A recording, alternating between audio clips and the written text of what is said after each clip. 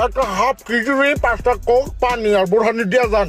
হায় হায় রে, গলা দিয়ে তো খাওয়ার নামে না। আমার কাছে নাই একটা, ওরা তো হামু তুমু খাইতেছে। এবারা যেমনারা খাইতে আছে কেমনে কি করবি আনি আয়, বিল তো অনেক ঠাই পড়বে আনে। ওই 5টা দই দিও। ওরে বাবা রে, 5টা দই খাইবো একলা?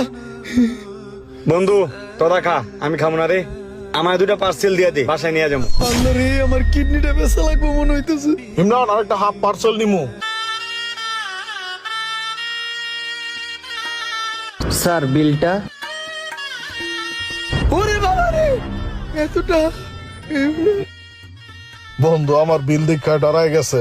দেখ বিলটাকে, দেখ পর দেখতাছি। কে রে, বিল দে। হ্যাঁ, বিল দিমু।